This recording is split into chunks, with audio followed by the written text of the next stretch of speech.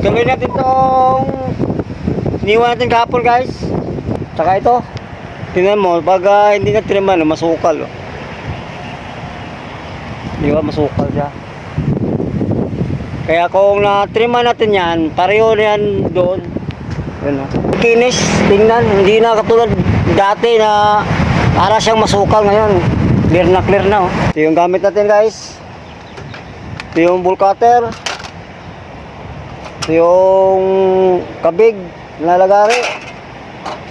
Tsaka itak. Okay. Kung nagpupunin kayo guys sa mga sanga at ayaw nyo gumamit ng itak, pwede itong gamitin guys oh. Adjustable to guys. Oh. Pwede nyo siyang pabain. Andyan lang sa aking yellow basket. Check out na. Tingnan nyo oh.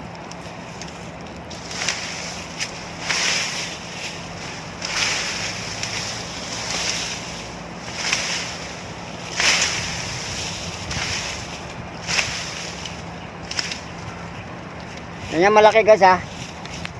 Basta yung tamdaman lang na sanga guys ha. Huwag yung malaki ha kasi baka bibigay yung ano nyo. Ito. Yan nga. Oh. Diba? Mabilis guys. Eh kung itak, ilang tagpas ka ba sa itak? Ito. Pag naipit na. Oh. Diba?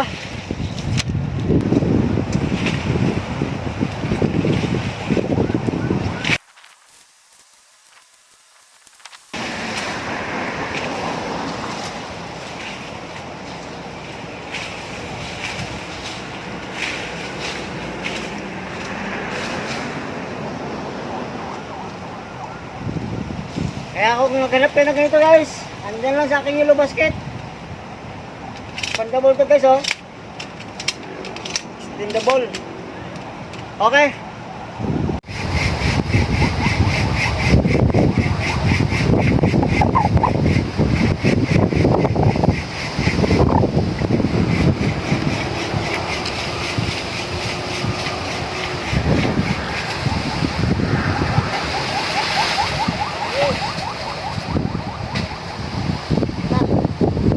Dito tayo matagalan guys. Itong sanga na yan. Sanga na yan guys. Wala na yan sa linya.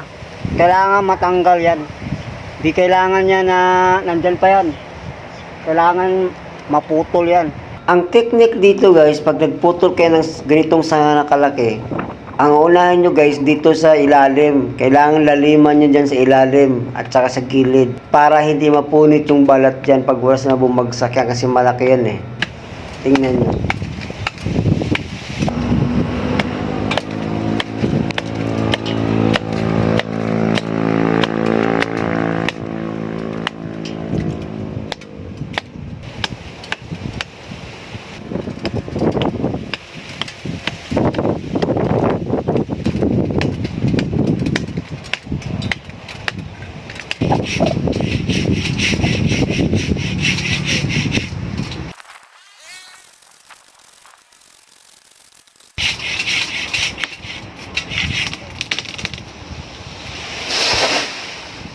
Pa?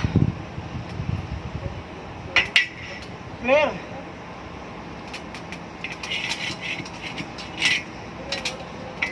Kailangan punit. Ito na yung kabuang pag-pruning natin guys. Yung resulta niya. Ito. Tapos ito. Tapos ito. Ba? Maaliwalas na. Tapos yun. Doon tayo ng tagal guys sa malaking ano na yun, sanga na yun.